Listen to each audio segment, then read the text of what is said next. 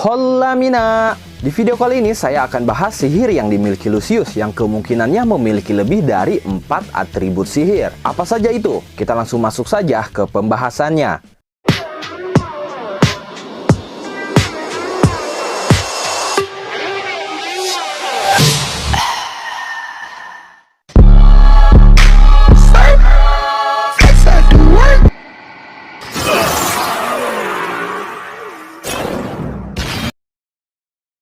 Manga Black Clover chapter 334 memang libur minggu ini, tapi masih ada hal yang menarik untuk kita bahas dari chapter sebelumnya, yaitu chapter 333. Lucius yang menjadi antagonis utama dalam final arc kali ini akhirnya terungkap asal-usulnya, di mana Lucius dan Julius ternyata hidup dalam satu tubuh yang sama. Mereka memiliki jiwa masing-masing, tapi hanya memiliki satu tubuh sejak lahir. Lucius pun dikatakan sebagai wadah iblis terkuat dalam sejarah keluarga Zogratis. Keluarga Zogratis sendiri memang dikenal sebagai keluarga yang mendedikasikan diri mereka kepada iblis, dan keluarga Zogratis ini terkenal juga dengan atribut sihir yang berhubungan dengan tubuh manusia, seperti Dante dengan atribut sihir tubuh atau sel tubuh, Vanica dengan atribut sihir darah, dan Zenon dengan atribut sihir tulang. Nah, Lucius pun kemungkinan memiliki atribut sihir yang berkaitan dengan organ tubuh atau sesuatu yang membentuk tubuh fisik sempurna manusia. Tapi hingga saat ini belum terungkap atribut sihir Lucius itu apa. Ada yang mengatakan bahwa atribut sihir Lucius adalah sihir jiwa. Ada juga yang mengatakan atribut sihirnya adalah sihir pikiran. Tapi saya punya pendapat pribadi di mana atribut sihir Lucius ini kemungkinannya sihir otak. Alasannya, otak adalah organ utama pembentukan tubuh yang mengontrol seluruh tubuh fisik manusia. Dalam otak pun tentunya ada pikiran dan akal. Hal ini selaras dengan sosok Lucius itu sendiri yang menjadi aktor atau dalang utama dalam rencana besarnya menghancurkan kemanusiaan dan akan membangun kembali kemanusiaan itu dengan tubuh abadi. Dia mengatur semua pion-pion untuk bergerak membantunya dalam menjalankan rencana. Otak pun sama, dia mengatur organ-organ lain untuk bekerja sesuai keinginannya. Selain itu, jika kalian perhatikan ada sedikit kesamaan dengan ketiga saudaranya. Dante memiliki sihir tubuh atau body, Vanica memiliki sihir darah atau blood, Zenon memiliki sihir tulang atau bone, dan Lucius memiliki sihir otak atau brain. Kesamaannya adalah nama sihir mereka diawali dari huruf B, body, blood, blunt, dan brain. Memang ini terlihat seperti cocok logi semata, tapi bagaimana jika itu merupakan Easter egg atau petunjuk dari Yukita Bata untuk kita semua? Ini pun yang menjadi alasan kenapa Lucius selalu menyentuh bagian dahi atau bagian kepala depan ketika dia ingin melumpuhkan musuhnya, karena di bagian kepala merupakan tempat otak berada. Dia menyerang bagian otak sehingga tubuh seseorang lumpuh seketika. Jika bagian otak terganggu, seluruh tubuh akan kacau, tidak berfungsi secara normal, dan tidak lama kemudian orang itu akan mati.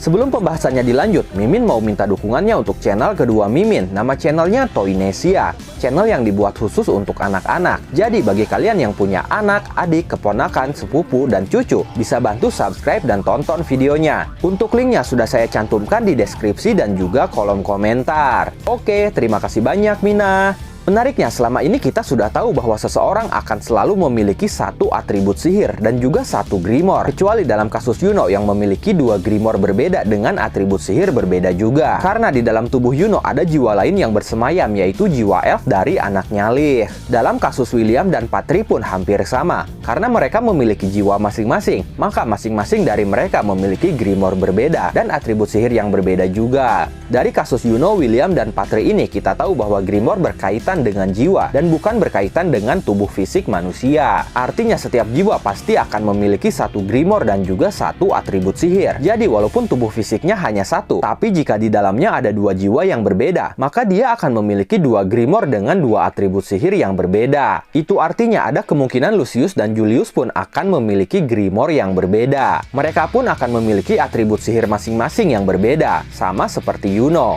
Yuno saja yang tidak bisa berkomunikasi dengan jiwa elfnya masih bisa memiliki dua Grimoire. Jadi sangat besar kemungkinannya Lucius dan Julius memiliki Grimoire yang berbeda, karena masing-masing dari mereka memiliki kesadaran dan bisa berkomunikasi satu sama lain. Masalahnya sekarang di chapter 333, Lucius menyatakan bahwa Julius telah mati saat menjalankan misi. Pertanyaannya, apakah dia benar-benar mati atau dia hanya berbohong dan Julius masih hidup di dalam tubuhnya? Menurut saya pribadi, Julius masih hidup dan hanya tertidur di dalam tubuh Lucius. Karena seharusnya sebuah jiwa tidak bisa mati, yang mati itu hanya tubuh fisik manusia. Ketika tubuh fisik seseorang mati, jiwanya tidak akan mati. Jiwa itu hanya akan mencari tubuh fisik lain dan bereinkarnasi. Dalam kasus Lucius, tubuh Lucius masih utuh, masih hidup. Itu artinya jiwa di dalamnya pun masih hidup. Kemungkinan terbesar jiwa Julius ini dibuat tidur atau dijeda oleh Lucius menggunakan sihir waktu atau bahkan sihir otaknya. Karena kalaupun ada cara untuk membunuh jiwa Julius, sepertinya hal itu tidak akan Lucius lakukan. Alasannya, jika dia melakukan hal itu, justru hal itu akan membuatnya mendapatkan kerugian cukup besar. Karena dengan menghilangnya jiwa Julius dari tubuhnya, maka Grimoire dan atribut sihir Julius pun akan menghilang juga. Jelas ini merugikan dirinya karena bisa mengurangi kekuatannya. Jadi saya yakin dia tidak akan mau mengambil resiko untuk mengorbankan atribut sihir Julius yang sangat berguna untuknya.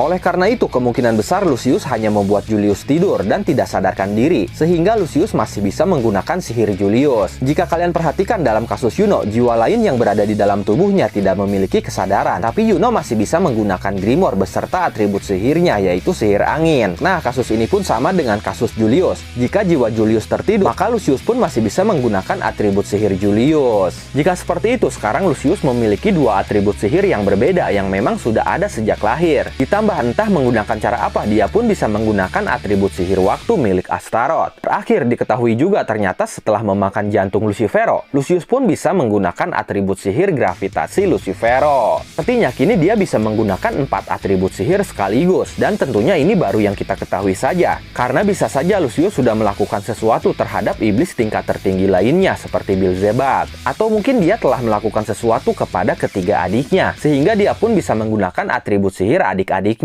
Karena ketika dia berbicara dengan Asta, dia menyatakan akan membangun kembali umat manusia menggunakan sihir adik-adiknya. Kita sudah tahu adik-adiknya sendiri sudah kalah dan kemungkinan sudah mati. Tapi dia bisa menyatakan bahwa akan menggunakan sihir adik-adiknya untuk membangun kembali kemanusiaan. Itu berarti sihir adik-adiknya masih ada walaupun adik-adiknya sudah tiada. Dan mungkin saja sihir adik-adiknya itu sudah ada di dalam tubuhnya juga. Jika memang seperti itu, Lucius ini akan menjadi karakter mega power dengan 8 atribut sihir. Satu sihir miliknya sendiri yang masih belum terungkap, tapi kemungkinannya adalah sihir otak. Lalu satu sihir lagi milik Julius yang belum terungkap juga. Kemudian 3 sihir selanjutnya dari sihir iblis tertinggi, yaitu sihir waktu, sihir gravitasi, dan sihir ruang. Terakhir 3 sihir dari sihir adik-adiknya, yaitu sihir tubuh, sihir darah, dan sihir tulang. Tentunya ini masih teori, prediksi, dan imajinasi saya saja. Belum menjadi sebuah fakta yang bisa dipertanggungjawabkan kebenarannya. Tapi bagaimana menurut kalian? Kira-kira ada berapa atribut sihir yang bisa dikuasai Lucius? Silahkan tulis dan diskusikan pendapat kalian di kolom komentar. Oke, itulah pembahasan Lucius yang kemungkinan memiliki lebih dari 4 atribut sihir yang berbeda. Terima kasih sudah menonton video ini sampai akhir. Mohon maaf jika ada kesalahan dalam narasi maupun dalam terjemahan dan penyebutan istilah asing. Tetap nantikan konten Black Clover dan konten menarik lainnya hanya di channel ini. Dan jangan lupa bantu subscribe, like, komen, dan share videonya. Jangan lupa juga nyalakan loncengnya supaya kalian update terus dengan channel ini. Terima kasih dan sampai jumpa di video selanjutnya.